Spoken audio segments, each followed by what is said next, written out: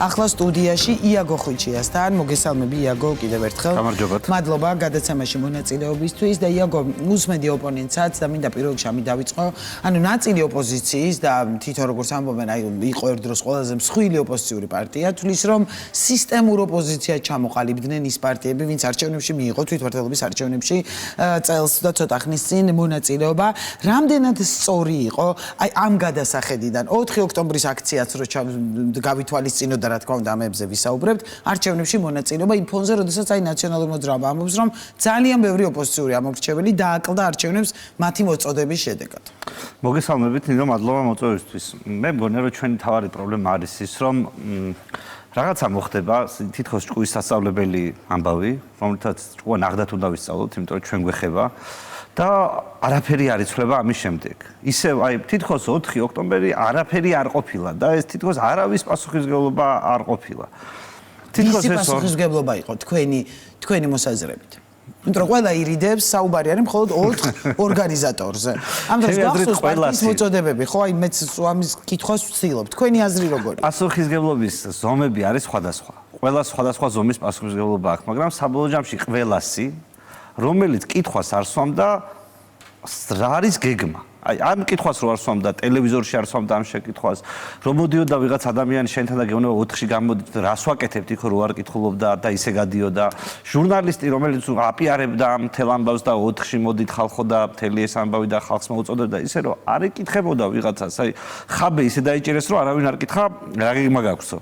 ისე რომ მას მონდომებოდა მის მოლოდინი თითქოს ციხიდან უნდა გაემჟღავნებინა ეს გეგმა ხაბე. ციხიდან იყო მოლოდინი გაემჟღავნებინა. მე უბრალოდ უცბად აღმოჩნდა რომ არჩევნების დღეს სადღაც პრეზიდენტის სასახლეში ვიღაცა წავიდა, ვიღაცა რუსთაველზე დაარჩა. არჩევნები მორჩა, დაიჭირეს 50 კაცი და პასუხი არის რომ რატომ არაფერი არ მოხდა, გეგმა სად იყო? გეუბნებიან რომ თურმე ლილუაშვილმა გიღალატა. ანუ ეს რო წინასწარ რო ყოფილიყო მაგალითად ნათქვამი რომ იგივე ტელევიზიას ან სხვა ტელევიზიას ეთქვა რომ ლილუაშვილის იმედი გვაქვს. თქვენ ჯერათ ამისი რომ შეიძლება რომ ნორმალური ადამიანი გასულიყო მიტინგზე იმის იმედად რომ ლილუაშვილი გადავიდოდა ხაბეს მხარეს ან პატა ბრუჭულაძის მხარეს. ანუ ამის იმედად ხო არავინ არ გავიდოდა. და დღესაც ჩავიდა ეს ყველაფერი ხალხი ციხეში ზის, უკვე უნდა ირჩეოდეს რომ რა შეცდომა დავუშვით რომ მეორეჯერ არ დაგვემართოს. დღესაც კი არავინ არ კითხულობს გეგმა რა იყო. რას უღალატა ბატონმა? ხო, ამას ხო ჩვენ კითხულობს ყველა და ელოდებიან ორგანიზატორებისგან რომ როგორღაც იქნებ ვინმე დაწეროს ან მოყვეს საპატიმროდან რა იყო რეალური გეგმა. ხო, არა, რეალური გეგმა. ხო, წარმოიდგინეთ, სინამდვილეში ეს ყველაფერი იყო ქართული ოცნების სპეცოპერაცია. ქართულმა ოცნებამ დაგეგმა ეს ყველაფერი. ქართულმა ოცნებამ აძახებინა ამდენი ხნის განმავლობაში ამ ხალხს რაღაც ერთი და იგივე. რაღაც ისულელი რომ არჩევნებზე ხალხი არ მისულიყო და 20%-იანი ხარდაჭერით 80% მიეღოთ. რაც გამოუვიდათ. და უცბად ამის შემდეგ როცა ეს გეგმა შესრულდა. მაგრამ რა მექანიზმით როგორ მოახერხა ეს ოცნებამ, რასაც თქვენ ამბობთ რომ აძახებინა არ მიხვიდეთ ანუ მოგეთ დაშვებას აკეთებთ რომ პაატა ბურჭულაძე, ირაკლი ნადირაძე შეკრული იყო, ან გარიგებული იყო ქართულ ოცნებას და როგორ ხედავთ ამ სკემას? ალიტას თვითონ ეძახდნენ მას რა ქვია ხაბეს, ხოცები. ამას მართლა ანუ ფიქრობთ რომ შიგნით იყვნენ ვიღაც გარიგებული ადამიანები? არა, როგორ შეიძლება თქვა რომ გიღალატა ლილუაშვილმა და ეს შინაარსი ისე გამოგივიდეს რომ შენ არ თანამშრომლობდი ლილუაშვილთან და შენ თუ თანამშრომლობდი ლილუაშვილთან შენ კი არ გიღალატა ლილუაშვილმა, შენ გადმოგიბირა ლილუაშვილმა და ეს სისულელები გაკეთებინა რაც აკეთე და რითიც მიითვისეს არჩევნები. მე ხო სწორად მესმის ყველაფერი. თუ საუბრობთ ამ საქმეში თუ საუბრობთ იმაზე და თუ ამ საქმეში არის ლილუაშვილი გარეულია არა ოპოზიციის მხარდამჭერად, არამედ ოპოზიციის ამ ქსელში შესაწყუებლად და მე ასე გასაბითურებლად, როგორც გაუკეთეს ამათ. ახლა რა შეიძლება ენა მოუბრუნდეს ვინმეს, ვინც 4 ოქტომბრამდე, 4 ოქტომბერს აქციაზე მოდითო ხალხს ეუბნებოდა და ამბობდეს რომ ხალხო არჩევნებზე გასვლა რო არ გასულიყავით, ჩვენ დავამხობდითო. გეგმაც კი არ უთქვამთ რა იყო. ლიდერები ციხეში არიან და უბრალოდ არავინ არ იცის საერთოდ იგეგმებოდა თუ არა. არავინ არ არის ვინც ამბობს რომ იცი რა ქართულმა ოცნებამ მოიტყუა. ჩვენ რევოლუცია არ გვინდოდა და ეს დამაჯერებელი იყოს თორე. უცბად წარმოიდგინეთ ხალხი რომელიც ღიალ ეთერში იძახდა რომ მოდი ბიძინა დავამხოთო. დღეს იძახიან რომ რევოლუციას არ ვაწყობდითო. და რანაირად მიდის ეს ერთმანეთთან? თუ 4-ში იძახდით რომ უნდა დავამხოთ ბიძინა. ახლა რანაირად ხუთი დილით სხვა საქართველოში იქნება კი ბატონო. მე მახსოვს ასეთ ტიპის განცხადებები. ახლა ნახე და რანაირად დღეს როგორ გიბრუნდება ენა და როგორ ამბობ რომ არაფერს არ აპირებდი. და თუ ამას ამბობ, მაშინ ის მაინც თქვი, რომ არაფერს არაპირებდი და ხალხს ატყუებდი. ანუ რაღაცა ხო რომელიღაცა ლოგიკამ ბოლომდე ხომ და გაამართლოს. ანის რომ რევოლუციონერი იყავი და არ გამოგივიდა და გადაგაგდო ლილუაშვილმა, უიტურმე მოღალატე ყოფილა. ან არაფერს არაპირებდი და უბრალოდ ხალხს ატყუებდი, რომ ბლეფი იყო ეს ყველაფერი და ბოლოს და ბოლოს მოტივი რა იყო ამ ყველაფერს? თუ არაფერს არაპირებდი 4-ში, ამდენ რაღაცას რო გაიძახოდი, მოტივი რა იყო? ამას რატო აკეთებდი? და ამაზე რომ პოლიტიკურ პარტიებს წინასწარ ესაუბრათ ხმამაღლა, ვინც არ იღებდა ამაში მონაწილეობა. შესაძლოა სურათი შეცვლილი იყო, იმიტომ რომ ამაზე ყველა ალაპარაკდა ამის შემდეგ. იგივე ლელოც, რომელიც ამბობდა, რომ დილას არჩევნებზე საღამოს აქციაზეო, ახლა ამბობს, რომ რა თქმა უნდა გამიჯნულია ამ აქციისგან და ორგანიზატორი არის. ხო და ანუ აი მოკლედ პოლიტიკური პარტიების როლი რა იყო? ამაში გარდა ორგანიზატორებისა. ორგანიზატორები გავიგე რომ რაღაც გეგმით მივიდნენ და ეს გეგმა ჩაეშალათ. თუ არ ვიცი რა მოხდა. არანაირი რევოლუცია, ეს ყველაფერი იყო ქართული ოცნების სპეცოპერაცია. ამაში რომელსაც წამოიგო ნაციონალური მოძრაობა ყველაზე მეტად ბატიაგო ეს კიდე ხალხი წამოიგო თორე ადამიანების დიდი ნაწილი ვინც ლიდერშიპში იყო ამ პროცესის მე დარწმუნებული ვარ რაღაცა დონის კონტაქტზე იმყოფებოდა ქართულ ოცნებას და თვითონ გაიძახოდნენ ანიტაო და თვითონ დღევანდელი მხარე იძახის რომ ლილუაშვილთან ჰქონდა ურთიერთობა ანუ ვინმე უარყოფს ურთიერთობას ერთი მხარე მეორე მხარეს ანიტას ეძახის ეს არის მათი ურთიერთობის შედეგად თუმცა ოფიციალურად უარყოფენ რომ რაიმე ლილუაშვილთან რამე კავშირი ჰქონდათ ან არა და მეორეს მხრივ ოპოზიციურმა მედიამ გამოაგდო ხო სალაპარაკოდ თემა ის რომ თურმე ლილუაშვილს ხვდებოდნენ ესენი ერთმანეთში კონტაქტობდნენ ეს ხომ ორივე მხრიდან დასტურდება და თუ ესენი ერთმანეთში კონტაქტობდნენ მაშინ როგორ არ გამოდის ეს ქართული ოცნების სპეცოპერაცია ხაბე რომ მივიდა პირობითად ან ხაბეს რო დაუძახა ლილუაშვილმა და იქ გაარჩიეს რაღაც ამბავი 4-ში თქვენ ეს იყვირეთო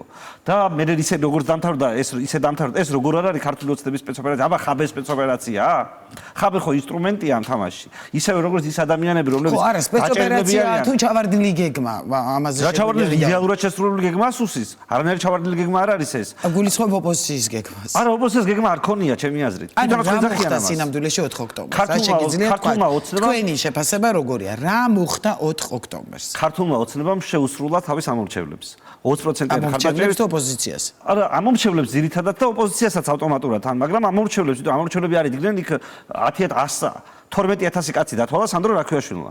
ჩათვალეთ რომ ეს მეათედია მაქსიმუმი რაც შეიძლება გამოვიდეს აქციაზე. ჩათვალეთ რომ 10 ამდენი ანუ სადღაც 120-დან 200.000-მდე კაცი სახლში არის ამწმენით მე ეს მაშფოთებს. ანუ ოპოზიციური ამორჩეველი დატოვა სახლში ამას ოპოზიციური ამორჩეველი დარჩა სახლში ხო სპეცოპერაციის შინაარსით გովარეობდა იმაში რომ მოგეწყო ისეთი საგიჟეთი რომ ადამიანები არ მისულიყვნენ არჩევნებზე, შენ ამით გადამწყვეტი უპირატესობა მიგეღო და ჩვეულებრივად დანარჩენი საფრთხე იმიტომ არ გექნებოდა, რომ შენ აკონტროლებდი სიტუაციას. მაგრამ უნდა დაგედგა, თითქოს რაღაცა რევოლუცია ხდებოდა, რომ მე დაგესაჯა, მიგეღო მორალური უფლება, დაგესაჯა შესაძლო რევოლუციონერები.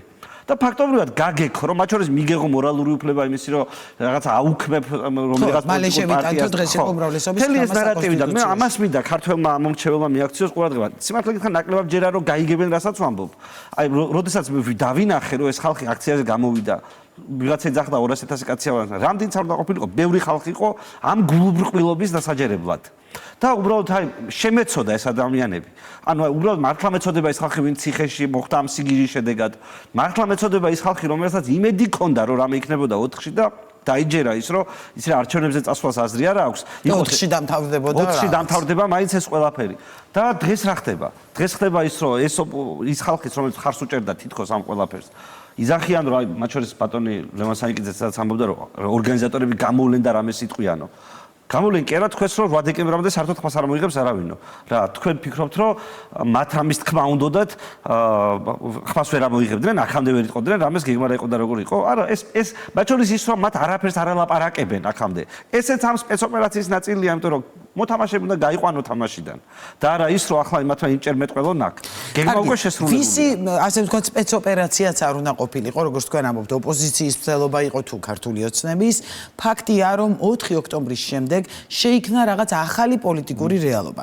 ერთის მხრივ ოპოზიცია რაღაც სრულდაბნეულობაშია, ნაწილი ერთმანეთს უპირისპირდება. არსებობენ პარტიები თქვენი სახით და სხვა პარტია კიდე რომელიც შევიდა საკრებულოში. არსებობს ქართული ოცნება, რომელიც ნაციონალური მოძრაობის აგრძელვას აპირებს მონაწილეებს. მოკლედ, ყველა თავის გეგმით არის. რა ტიპის ახალი პოლიტიკური რეალობა შეიძლება შეიქმნას და თან იმ ფონზე და დავასრულებ ცოტა გრძელი კითხვა გამომივიდა, როდესაც ხელისუფლება გვარწმუნებს, რომ რაღაც ახალი ჯანსაღი პოლიტიკური ველი უნდა შეიქმნას იმისათვის, რომ ამ ქვეყანაში ზოგადად ოდესმე არსებობდეს ოპოზიცია. ჩემი აზრით, სანამ ხალხი აზრზე არ მოვა, არაფერი არ გამოვა. სანამ ხალხს აი ამ სისულელების ჯერა. არა, თვითონ უნდა მოვიდეს. პოლიტიკოსები არა, პოლიტიკოსები ვერ მოიყვანენ აზრზე. ანუ ჩემი აზრით, აი წარმოიდგინეთ, მაგალითად ავიღოთ კორონა. ხო, ყველამ გავიარეთ, რაღაცა პერიოდი გავიარეთ და არავინ არ აღიარა შეცდომა. აი, კორონას მაგალითი იყო, როგორც მაგალითი ერთმანეთი დავამწყდიეთ. ერთმანეთს რაღაცა ცოლ-ქმარს წინ ერთაჯდომას რო უგზავნდნენ, იქ რაღაცა მწვანე პასპორტებიო და რესტორნები თავის კლიენტებს რესტორანში არ უშვებდნენ. რაღაც საგიჟით ხო მოვაწყვეთ. ხო, რაღაც მომენტში გაირკვა. კი, მაგრამ ხო სამყაროშიც ხო გაირკვა რომ ეს საგიჟეთი იყო. ჩვენთან ხო ამაზე ბოდიში არავინ არ მოიხადა. ჩვენთან ხომ არავინ არ თქვა რამე შეგვეშალაო.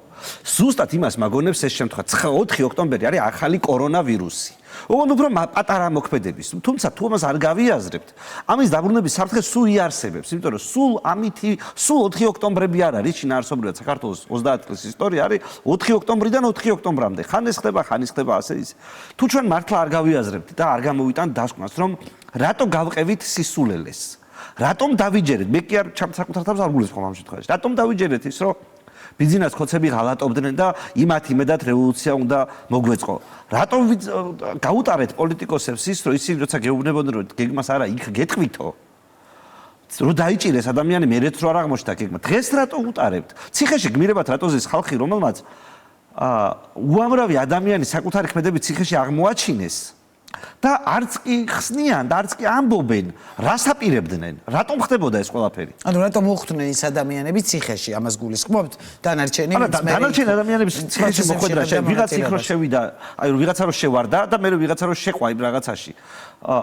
ის ხალხი რო ციხეში აღმოჩნდა, ამაზე პასუხისმგებლობა ვიღაცამ ხომ დაიღოს, რისთვის გავწერეთ ეს ხალხი? რამე გეგმა არსებობდა, სადაც რისკი ღირდა? და ამ ადამიანების გაწირვა პირობითად არ ჩვენ თავის გავწირეთ ხვებით. ხო გეგმა თუ არა გაქვს, შენ თუ რაღაცა წინასწარ დალაგებულ თამაში სადღაც რაღაც სპექტაკლს დაგამ. იმ ადამიანებს რომელიც ამის შედეგად ზიანდება, რას ერჩი? ანუ უბრალოდ მათ ცხოვრებაში რა ხდება ამის შედეგად ხო უნდა წარმოიდგინო და ჩემი აზრით მაგაზე დიდი უტიფრობა ვიდრე არაფერს არ გეგმავ, არაფერს არ აპირებ, არაფერი გეგმა არ აქვს და ჩემი აზრით ყველა ეს დაკავებული გამოსაშვებია ციხიდან. იმის გამო რომ არაფერს არ გეგმავდნენ. ესენი შეიძლება რა ვიცი თაღლითობაზე დაიჭირო, რომ ხალხს ატყუებდნენ რაღაცაში, მაგრამ გადატრიალებაზე დაიჭირო ხალხი, როდესაც გადატრიალება არავის არ ბუნებაში არ ქონია, არანაირი მტკიცებულება ამისი არ არსებობს, რომ ამას უნდა გეგმავდა. მაშინ რანაირად? ისკენ მოწოდება, ბატონო იგო, თქვენ რატომ ფიქრობთ, რატომ მოუწოდეს მათ ათონელის ქუჩისკენ? აი წაღა ლევან სანიკიძეს ამბობდა, რომ არავინ არ აპირებდა იქ შეჭრას და ეს იყო მოგონილი, მაგრამ რანაირად როცა ჩვენ მოვისმენეთ ორივე ლიდერის მოწოდება, აქციის მონაწილეების მიმართ, რომ წავიდეთ ათონელის ქუჩაზე. ანუ ეს თუ ქართული ოცნების დადგმული იყო, როგორ აღმოჩნდა ეს ხალხი და მათი მოწოდება ათონელის ციხისკენ? არა, საქმე მაშინ მე როცა გულისხმობ ქართული ოცნების დადგმულს, იქ გულისხმობ, რომ მთავარ როლის შემსრულებელი ქართული ოცნების დანიშნულები არიან და არა ის, რომ ისინი ქართული ოცნებას ებრძვიან. რა ეთყობა ამ ყველაფერს, ან ნაცმოძრაობა, რასაც ბოლო პერიოდში აკეთებს, რა ეთყობა იმას ქართული ოცნებასთან ბრძოლას? ხო, მაგრამ როგორ, ბატონო იგო, ამას კი ამბობთ ხოლმე, მაგრამ როგორ ქართული ოცნება ემზადება, რომ საერთოდ აგრძელოს ნაციონალური მოძრაობა. ამაში შეიძლება რომ რაღაც ერთმანეთთან თანამშრომლობა იყოს, სადღაც ფარული, რა შეაწყობს ნაციონალურ მოძრაობას, აიგრძელოს საკონსტიტუციო სასამართლოში, აიგრძელოს პოლიტიკაში მოღვაწეობა და რა ვიცი მილიონი მუხლია დღეს მიშას გამოშვებაში თუ ცვლი ამას და თუ შენ გატყუებენ იმით რომ მიშას გამოუშვებენ დაშალეთ ნაცმოძრაობა და გააქვთ რამე ინფორმაცია რომ შესაძლოა სააკაშვილის თავისუფლებაში გაიცვალოს არა მე ინფორმაცია არ მაქვს მე მაქვს ვერსია მე არ მაქვს ინფორმაცია მე მაქვს ვერსია მაგრამ მე ჩემი ვერსია ასეთია რომ ამ სიგიჟეები რაც ბოლო პერიოდში ხდებოდა ნაცმოძრაობის თავს როგორც დაშალეს და გაანადგურეს პარტია როგორც აი 5 ნომერი აღარ არსებობს როგორც მანამდე 4 ნომრით რასაც უშვებოდნენ როგორ ამას შვიდათ იტანდა მიშა როგორ შვიდათ აიტანეს ის რომ ორი პარტია გავიდა არჩევნებზე და ორი სახში დარჩა და ყველაფერი გაუქმდა პარტიული რესურსები საკრებულოს ყოფილი წევრები რა ვიცი მექსიკის გავლით ამერიკაში გასვლას აპირებენ ანუ მილიონი სხვადასხვა პრობლემების წინაშე დადექი ეს უფასოდ რატო გააკეთე და ვინაიდან ანუ არ მჯერა რომ ახლა მიშა ფულით მოისყიდა ვიღაცამ და ციხეში ზის, მაგრამ ფულს იღებს. მგონია რომ ერთადერთი რაც შეიძლება მისთვის შეეთავაზებინათ იყო ის რომ მოდი შენ დაშალე ნაცმოძრაობა, დედაუტირი ამ პოლიტიკურ ველს, გაგვინაღდე გამარჯვება ისე რომ არავინ მოწინააღმდეგე არ დაგვრჩეს ამ პოლიტიკურ ველზე და გაგიშვებთ. ჩემი აზრით ეს ამას გავს ეს ყველაფერი, მაგრამ ვფიქრობთ რომ მიხეილ სააკაშვილი დათმობდა ნაციონალურ მოძრაობას, თქვა საკუთარი თავისუფლების სანაცვლოდ. თავისუფლების სანაცვლოდ ნაცმოძრაობა შეიძლება დაეთმო, იმიტომ რომ ნაცმოძრაობა მაინც მიხეილ სააკაშვილია და ამას ყოველთვის გამოასწორებ. თავარია გარეთ იყო თავისუფლებაში. მე უბრალოდ ვერ ხვდები კონცეფტს როგორ შეიძლება ამაში ენდო.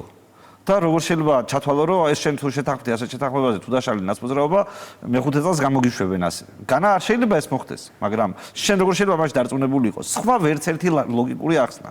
რატომ გააკეთეს ნაცებმა ის რაც გააკეთეს? რატომ გაანადგურეს საკუთარი პარტია? რატომ ანადგურებენ ახლა? რატომ დაცინეს საკუთარ ამომრჩეველს? რატომ გაწევეს საკუთარი თანა არ არის? თქვენში გულისხმობს სხვა ოპოზიციური პარტიების. პირობითად, იმიტომ რომ სულ იყო საუბარი ნაციონალურ მოძრაობა რაღაც მონსტრივით, თავარი ოპოზიციური პარტია ყველას იკრავს, მე ხელისუფლება საუბრობდა კოლექტიურ ნაცმოძრაობაზე და მოკლედ სულ ნაციონალური მოძრაობის ირგვლივ ტრიალებს სამყარო 2012 წლის შემდეგ გულისხმობ ოპოზიციურს ამ შემთხვევაში და ნუ ხელისუფლებაც თავისთავად.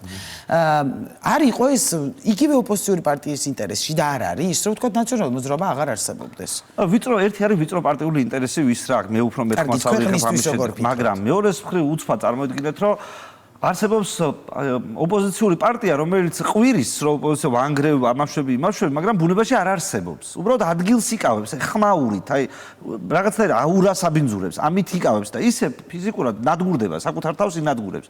და ეს თან გრძელდება დიდი ხნის განმავლობაში. 2012 წლიდან. ხო, 2012 წლიდან განსაკუთრებით მიშას დაჭერის მერე საერთოდ სხვა მასზე ავიდა, დონეზე ავიდა.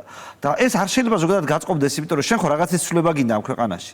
და შენ უბრალოდ ან გინდა რომ გაირკვეს ერთხელ და სამუდამოდ რომ ნაცმოძრაობა სინამდვილეში ბუნებაში არ არსებობს ეს პარტია და ჩვეულებრივად იმის გამო მას იყენებენ საფრთხობელად, თან ცუდ საფრთხობელად, იმიტომ რომ მარტო უკვე აღარ აფხოს ეს აფრთხობს ხალხს და ამიტომ გახდა საჭირო. ხო და სწორედ ამ ინტერესიდან გამომდინარე რატო არ არის თქვენს ინტერესშიც რომ აღარ არსებობდეს ნაციონალური მოძრაობა პირობითად. უბრალოდ მაინტერესებს თქვენი პოზიცია. გააჩნია ის როგორ არის არსებობს. ანუ თუ მაგალითად წარმოიდგინეთ ვიღაცას აქვს ქვეყანაში ის ძალა რომ კრძალავს პოლიტიკურ პარტიებს, ადამიანებს უკრძალავს პოლიტიკაში საქმიანობას და თვითონ წყვიტავს ვის აუკრძალოს და ვის არ აუკრძალოს, მე შეიძლება დღეს და ხვალ მაწყობდეს დროებით, მაგრამ ეს ძალაუფლება ჩემამდე ცმოვა. და მე არ მინდა რომ ეს ძალაუფლება ბუნებაში არსებობდეს. არც ერთ ნორმალურ პოლიტიკურ პარტიას არ უნდა აწყობდეს ისეთი ძალაუფლება ვინმე სხვა ვიღაცის ხელში, რომელიც თუნდაც ჩემს კონკურენტს აუქმებს, რომელიც თუნდაც ჩემს კონკურენტს არასაჯაროდ ამ სიგიჟეებს აკეთებინებს, რასაც აკეთებენ. და მათ შორის აკეთებინებს ისეთ რაღაცას, რომელიც სხვა ადამიანებს შარავს. და ხა წარმოიდგინეთ, რომ რამდენი ნაციზის ციხეში. ეს თამაში თუ ადამიანების თავში არ შევიდა, თუ ადამიანებმა ეს არ გაიაზრეს რა შეწხდება. ცოტა ხანში სხვა ლიდერი გამოვა ციხიდან. გამოვა, რა ვიცი, ვაშაძე გამოვა, ჯაფარიძე გამოვა, მელია გამოვა და ისევ გაგრძელდება ეს თამაში. ისევ გაგრძელდება ეს სიძულვილით ავსებული თამაში, სადაც ხედავთ გამოსავალს დრო ცოტა რჩება და ამიტომ მინდა გითხოთ, რომ მოყვებით რასაც საუბრობთ, მაგრამ აი როგორ ხედავთ, წაღანაც გითხეთ, როგორ გაგრძელდება პოლიტიკური ცხოვრება? ან ახალი უფრო ჯანსაღი პოლიტიკური რაღაცა აექრობა ცხოვრება. აი როგორ ხედავთ, რომ ამის შესაძლებლობას სად ხედავთ? და თქვით რომ პოლიტიკური წმინდანი ვარ, ეს არ შემიძლია არ ვახსენო. ერთ-ერთ ეთერში და თუ თქვენ წმინდანი ხართ, აი ჯერ რატომაც ნიშნავს პოლიტიკური წმინდანობა, ჯერ ეს ამიხსენით.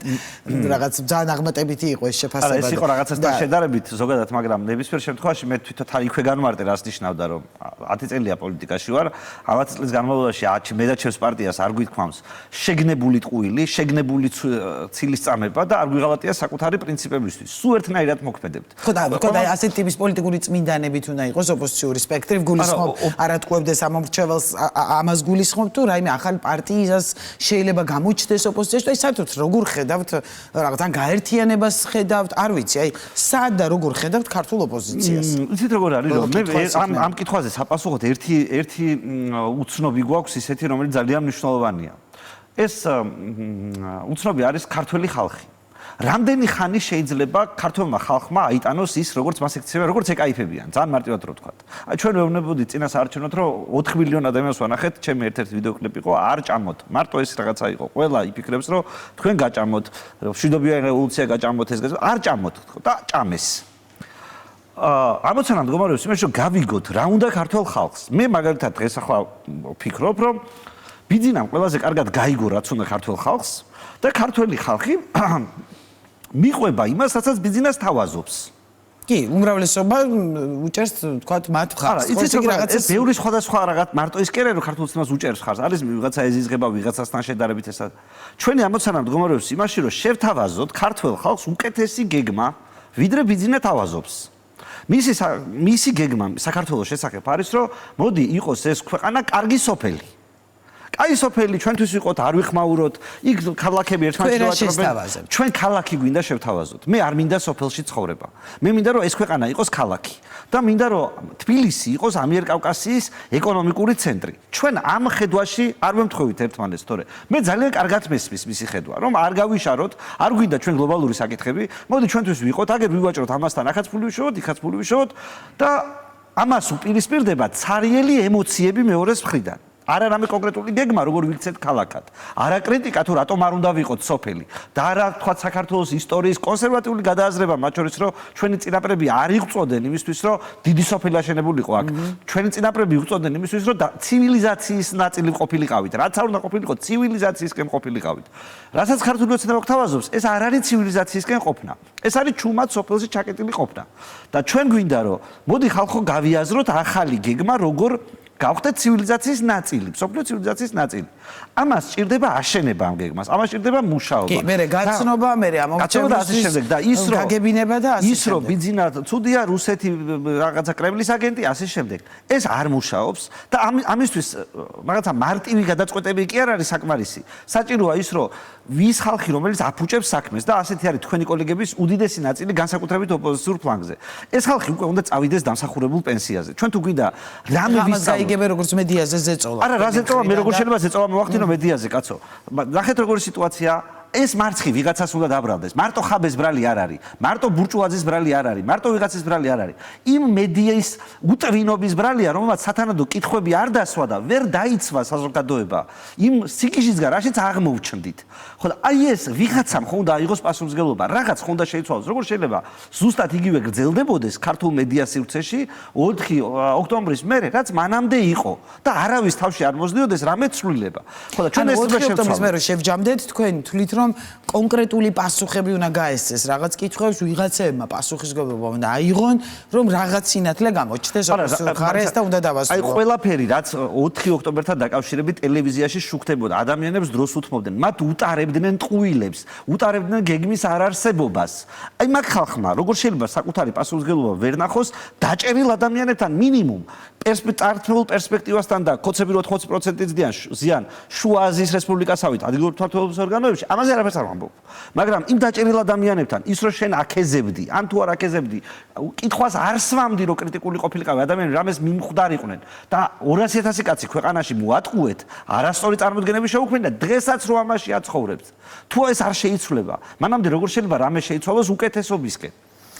ნახოთ ფაქტია რომ 4 ოქტომბრის შემდეგ ახალი პოლიტიკური რეალობა შეიქმნა და პოლიტიკურ პარტიებს ჭირდება გამორკვევა რომ გამოჩნდეს ვინ რა გზას დაადგენ. მე მინდა რომ იმედი მქონდეს რომ შეიქმნა ახალი პოლიტიკური რეალობა და რაღაცების რეალური გადაფასება მოხდება და არა ის რომ თითქოს ერთ-ერთი თარიღი ჩაიაროს ამ თარიღმა არავინ არ იყოს პასუხისმგებელი და ხოცერმა გააგრძელონ ხალხის დაჭერა და ამათმა ფულის აგროვება ჯარიმების გადასახდელად. ან ეს იქნება ყველაზე დიდი აბსურდი რაც დიდი ხანია სამწუხაროდ ამ ქვეყანაში ხდება. რამე უნდა შეიცვალოს 4 ოქტომბერმა რამე უნდა შეცვალოს არა სახელმწიფო ფლანგზე ამ წუთას იმიტომ ეს არ გამოვიდა ასე ვერს გამოვიდოდა არამედ ოპოზიციის ფლანგზე და გავარკვიოთ მართლა ვინ არის და ვინ ვისი მითითებით მოქმედებს აქეთა ფლანგზე.